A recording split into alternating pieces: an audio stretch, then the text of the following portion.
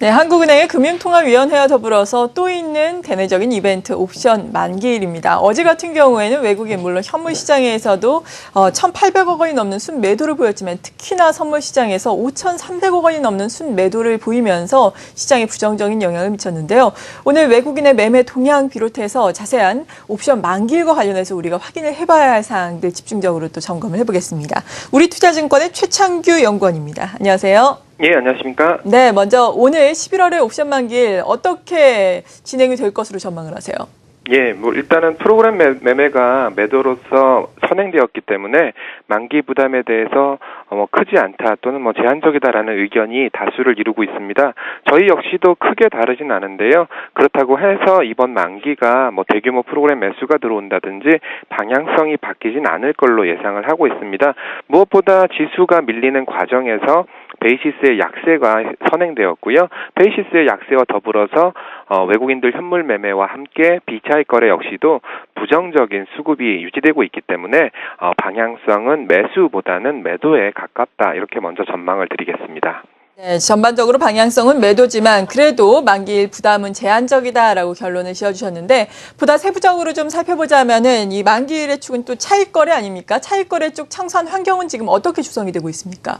예, 일단 차익거래 투자자부터 먼저 말씀을 드리면 우정사업본부가 거래세 문제로 인해서 차익거래 시장에 이탈한 이후에 조달 비용에서 이점이 있는 외국인과 그리고 좀 ETF를 적극적으로 활용해서 차익거래를 하는 금융투자 정도가 차익거래 시장에 남아있는 상황입니다.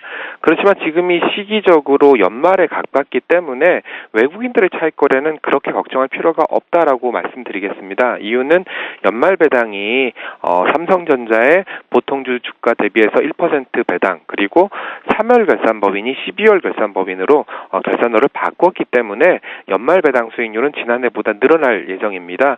결국 이렇게 늘어나는 연말 배당을 겨냥해서 외국인들 같은 경우에는 빠르게 청산하기보다는 그대로 갖고 갈 가능성이 높아서 외국인들의 차익 거래는 그렇게 걱정할 필요가 없다라고 정의 내리고 있는데요. 이에 반해서 금융투자는 최근에 좀 빠른 매매, 좀 빠르게 치고 빠지고 하는 차익 거래 매매를 보여주고 있기 때문에 금융투자 중심으로 차익 매도가 좀 나오지 않을까 예상하고 있습니다. 그렇지만 차익 거래 쪽 규모는 1,000억 원 미만으로 예상하고 있는데요. 먼저 베이시스가 악화가 선행되었고 그 과정에서 좀 단기 성향의 차익 매물이 미리 청산되었기 때문에 차익 매물의 규모는 1,000억 원 미만으로 예상하고 있습니다. 네, 차익 쪽도 봐도 매물이 1,000억 원 미만으로 시장에 아주 큰 영향을 미칠 정도는 아닌데요. 또 중요한 것이 외국인과 관련한 비차익 거래잖아요. 외국인 비차익 거래와 관련해서 매도가 좀 부담이다라는 이야기가 있었는데 지금은 좀 어떻게 나오고 있나요? 예, 오늘 지금 현재 시간까지 비차익 거래는 432억 원 순매도를 기록하고 있습니다. 이 중에서 외국인들의 매매라든지 다른 투자자의 매매까지 정확하게 파악은 되지 않고 있지만 현물 외국인들의 매매가 181억 원 정도 순매도를 기록하고 있기 때문에 400억 원 중에서 외국인 쪽 물량은 대략 한 4분의 1 정도로 추정을 하고 있습니다. 결국은 이러한 외국인들의 비차익 거래가 왜 일어나는지 또는 언제까지 지속될지가 관건이라고 볼 수 있는데요. 여기에 대한 해답은 한국과 미국 증시의 엇갈린 주가 흐름에서 해답이 나와 있다라고 판단하고 있습니다. 결국 선진국은 경제 모멘텀이라든지 펀더멘탈 모멘텀이 한국에 속해 있는 이머징보다 상대적으로 양호하다라는 뜻으로 해석할 수 있고요. 여기에 따라서 글로벌 자금도 이머징보다는 선진국 그리고 미국 쪽으로 자금이 몰리고 있기 때문에 상대적으로 이머징의 소외 현상이 외국인들의 비차익 매도로 이어진 게 아닌가 이렇게 생각하고 있습니다. 결국 외국인들의 비차익 매도가 중단되는 시점은 한국과 미국의 주가 동조화 흐름이 나타나는 국면이 되지 않을까 예상하고 있어서 좀 당분간은 외국인 비차익 거래 수급 별로 좋지 않다라고 판단하고 있습니다. 네. 그렇다면 오늘 만기까지는 어떤 점들을 우리가 주목을 해서 봐야 하는지 그리고 오늘 만기 이후에는 시장의 동향이 어떨지 궁금하네요. 예, 만기 변수는 무조건 베이시스입니다. 베이시스가 개선이 돼야지만 제가 앞서 말씀드린 매도 위의 방향성이 뒤바뀔 수 있는 상황입니다. 베이시스가 개선되기 위해서는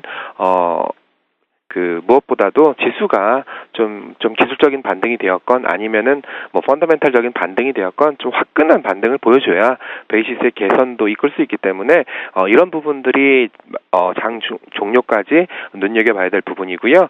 만기 이후에는 크게 보면 두 가지 정도의 이벤트가 있습니다. 하나는 11월 말에 예정되어 있는 MSCI 정기 리뷰인데요.